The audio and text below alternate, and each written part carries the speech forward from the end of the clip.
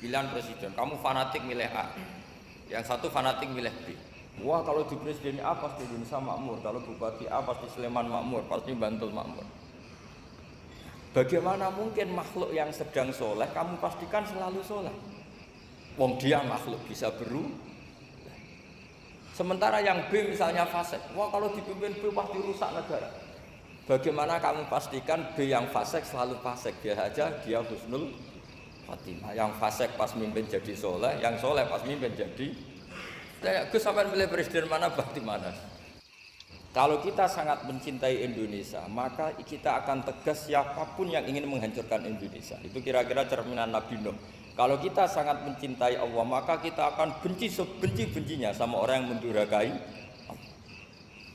Tapi masalahnya Allah yang kita cintai itu memaklumatkan diri kalau bersifat ghafur, pengampun. Sehingga kalau kita terlalu kasar ini kan yang kita cintai bersifat ghafur kok kita kasar. Di sini Nabi Ibrahim. Beliau sangat mangkel sekali sama yang durhaka sama Allah. Tapi mau mangkel gimana? Zat yang mengajarkan itu bersifat ghafur. Maka kita mau tidak mau, makanya ada riwayat mengatakan takhallaku bi akhlaqillah, kamu bertata krama kayak akhlaknya Allah. Akhirnya ya sudah, kita mau apa coba? Kira-kira kalau kamu mencintai seseorang itu potensinya akan dua, protektif. Ada telepon itu dari siapa? Cewek atau cowok? Protektif. Itu bukti cinta apa bukti suudon kan tidak tahu. Tapi misalnya kamu cinta perempuan terus WA-an sama lelaki nggak apa-apa, jalan sama lelaki nggak apa-apa, sama masa lalunya pacarnya juga nggak apa-apa.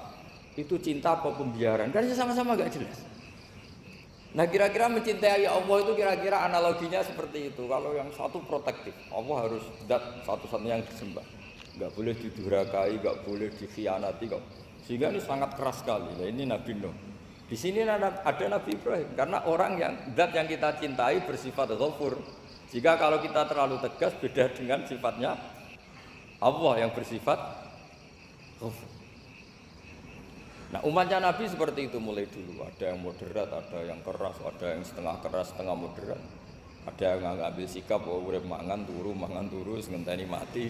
Nah, itu lebih baik itu timbang punya istihad tapi gak jelas, mendingan. Itu ada riwayatnya. Suatu saat ibadah akhir umatku terbaik adalah tidur. Maksudnya tidur itu gak ngambil sikap, masyhur itu. Saya beri riwayat yang ada di Bukhari Muslim. Satakunu fitanun. Al-qaid fiha khairun nal qaim wal qaim fiha khairun nal masyi wal masyi fiha khairun nasai. Nanti di akhir zaman itu banyak fitnah, kata Rasulullah. Yang duduk lebih baik ketimbang yang berdiri, yang berdiri lebih baik ketimbang yang jalan, yang jalan biasa lebih baik ketimbang yang jalan bergegas. Man tasyarrafa laha tastasrifu. Fitnah itu adalah siapa yang terlibat maka akan semakin parah. Sehingga semenjak itu ulama berpikir nanti di akhir zaman kalau ada fitnah itu sebaiknya orang ngambil sikap sepasif-pasifnya, secuek-cueknya. Jadi semua syurahul hadis sepakat makna hadis ini apa? Orang disuruh sikap secuek-cuek.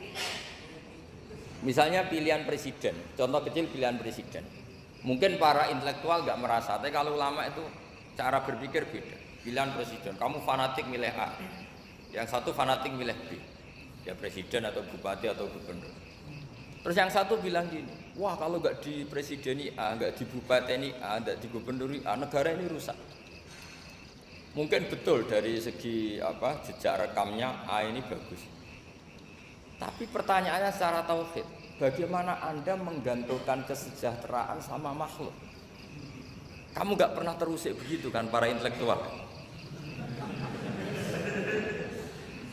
Itu kan melukai. Bagaimana mungkin Anda menggantungkan kesejahteraan dengan seorang makhluk? Wah kalau di presiden A pasti Indonesia makmur, kalau bupati A pasti Sleman makmur, pasti Bantul makmur. Bagaimana mungkin makhluk yang sedang soleh kamu pastikan selalu soleh? Wong dia makhluk bisa berubah. Sementara yang B misalnya fasik, wah kalau dipimpin B pasti rusak negara. Bagaimana kamu pastikan B yang fasik selalu fasik? Dia aja dia husnul khotimah. Yang fasik pas mimpin jadi soleh, yang soleh pas mimpin jadi fasik. Akhirnya ulama karena tahu sifat manusia itu rubah-rubah dan kendali di tangan Allah, sikapnya nggak jelas. Saya ini termasuk orang yang terkenal nggak jelas. Karena kalau ditanya, Gus sampai pilih presiden mana, bakti mana? Sanut pangeran sing dadi aku loyal. Wah, anut pangeran yo kacau. Wah, luwih kacau menan anut pangeran kan. Ini kan sudah tidak sambung karena pikirannya ulama. Memang nggak beda, cara berpikir ulama itu beda. Bahkan bapak saya itu kalau didik saya itu begini. Kalau meseli saya atau ngirim saya dulu itu kan pakai mesel. Ini uang kamu 500.000 untuk kamu. Mesti ditambahi 100.000 ini untuk buat jajan sama teman-teman. Mesti ada uang pokok, ada uang sedekah. Dulu saya sering tanya, kenapa bapak sangat menghormati teman-teman saya? Kata bapak, kowe mondok iku aku ora iso nyukupi, sing iso nyukupi ya kanca-kanca. Ternyata betul, rata-rata anak kuliah atau anak mondok uang pribadinya kan 8 hari dari dikirim sudah habis. Berarti kan masih 22 hari, kok bisa hidup itu kan barokahnya teman-teman. Malah yang agak beling itu 1 hari sudah habis, berarti ada 29 yang bergantung sana sini. Sehingga Nabi dulu cara ngendikan tuh unik. Kata Nabi, da'un nasa yarzuqu wahu ba'duhum ba'duh. Manusa barno wae, engko saling memberi rezeki. Ketika ada kolab, Medina itu pernah kolab. Terus sekarang pernah defisit. Beberapa pakar ekonomi datang ke Rasulullah, ya Rasulullah, sa'ir, tolong dikasih harga standar. Tapi apa jawabannya Nabi? La tusairu fa inna Allaha huwal musair. Kamu jangan kasih harga, Allah sendiri yang menentukan harga itu. Terus kata Nabi, kenapa engkau begitu ya Rasulullah? Ini negara harus ditentukan harga karena gini-gini. Kata Nabi, saya tidak ingin ketemu Allah dalam keadaan dolim. Tapi ini tentu di teori ilmu modern ini masalah. Tapi menurut orang modern. Tapi kalau menurut ilmu hakikat itu nggak akan masalah. Misalnya, kenapa Nabi tidak menentukan harga dalam keadaan negara seperti itu? Jawabannya pakar-pakar hakikat. Ya saya ulang lagi, pakar-pakar hakikat begini. Misalnya ada orang menimbun supaya nanti harganya mahal. Terus ditimbun terus sampai nunggu harganya mahal. Lama-lama dia sadar kalau timbunannya nggak ada gunanya karena ternyata orang nggak beli. Nah, ketika orang nggak punya kemampuan beli, yang menimbun juga tidak punya uang. Nah, tapi kalau sampean tanya, tapi Gus nak tuku barang pokok kan kita mati karena kehabisan stok. Itu masalah tauhid Anda. Bagaimana mungkin kamu bayangkan seorang makhluk tidak bisa hidup atau nggak dapat rezeki? Nabi itu orang yang sampai ke derajat hakikat, dari tidak pernah bayangkan gitu.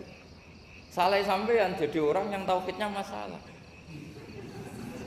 Sehingga terus bayangkan, wah kalau negara ini keos, wah kita makan apa? Kalau negara nggak stabil, wah kita gimana? Itu tidak bisa seperti itu. Dulu ketika kita dijajah Belanda, itu kiai-kiai kita, Mbah Hasyim Asy'ari, Mbah Ahmad Dahlan, mondoknya di Mekah. Sampai alim alama, dua beliau, Mbah Hasyim sama Mbah Ahmad Dahlan itu ngajinya sama-sama Syekh Khotib Minangkabau. Cuma Mbah Hasyim lebih menekuni ke Syekh Mahfud Termas, yang satu menekuni Syekh Khotib Minangkabau. Jadi dua beliau itu ngaji di guru yang sama.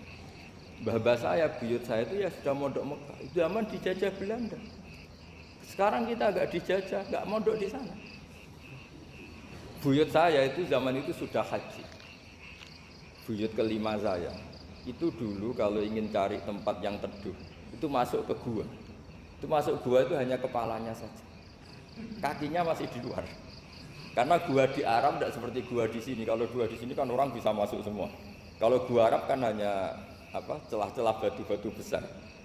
Sehingga ketika Rasulullah hijrah ke Madinah, singgah di Gua Sur, kata Abu Bakar gimana?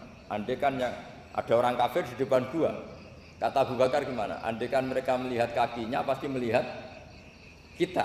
Karena gua di sana itu satu tubuh tidak bisa masuk penuh. Kalau gua di sini kan ada yang mobil saja bisa masuk. Nah itu bahasa saya kalau mau istirahat itu masuk gua, separuh badan di dalam gua, separuhnya masih di luar.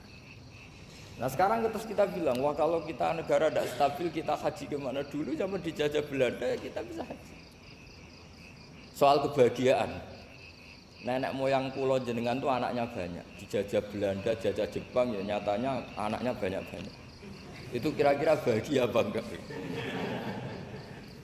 Nah, artinya gini ya tentu kita tidak ingin dijajah itu tentu ya, tapi kita ini selalu latah.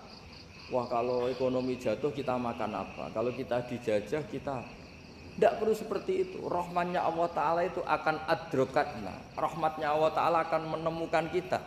Apapun kondisi kita, apapun keadaan kita. Ini cara berpikir tauhid. Sehingga Nabi itu tidak pernah bayangkan umatku narata tunggoni piye, ditunggoni Allah.